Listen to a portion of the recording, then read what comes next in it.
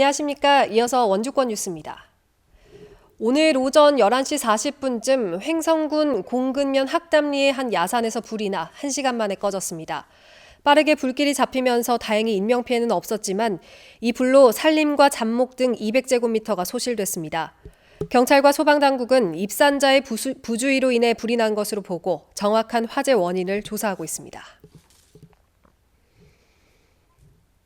주말 사이 도내 코로나19 확진자가 나오지 않은 가운데 3명이 추가로 퇴원해 지금까지 모두 35명이 완치 판정을 받았습니다. 지난 17일 입원한 영월 첫 번째 확진자와 춘천 5번째, 속초 3번째 확진자로 지난 토요일 원주의료원과 원주 세브란스 기독병원에서 각각 퇴원했습니다. 이로써 현재까지 도내 확진자 가운데 모두 35명이 퇴원했고 16명이 입원해 있습니다.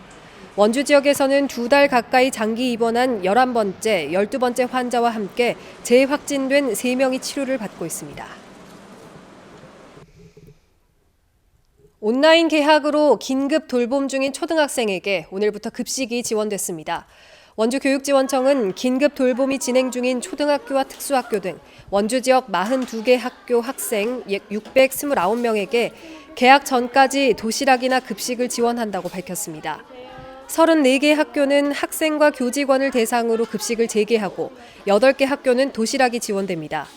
한편 전교조 강원지부는 집단 급식 상황에서 유증상자가 발생하면 학교 시설 폐쇄까지 이어질 수 있어 등교 개학 등의 우려를 표한 바 있습니다.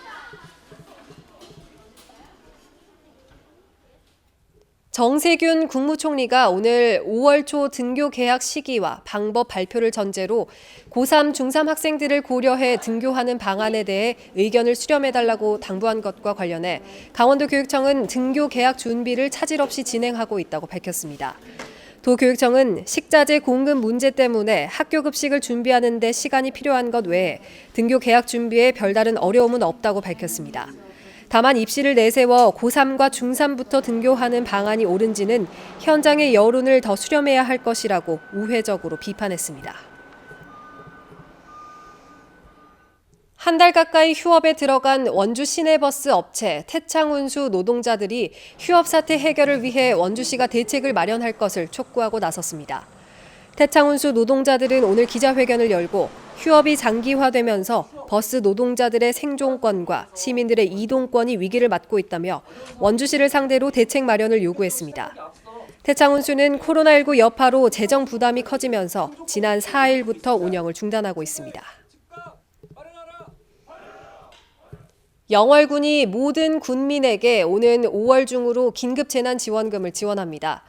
영월군은 5월 11일부터 신청을 받는 대로 카드형 영월 지역 화폐에 1인당 20만 원씩 세대주에게 지급하는 방식으로 약 4만 명에게 지원금을 나눠줍니다.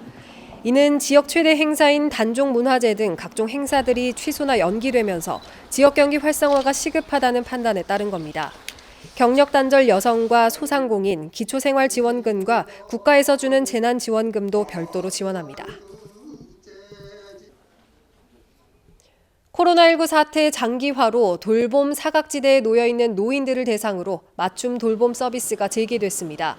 횡성군은 사회적 거리 두기가 완화됨에 따라 그동안 중단했던 긴급 노인 돌봄과 사각지대 발굴 등의 신규 신청 접수를 받고 방문 서비스도 재개한다고 밝혔습니다.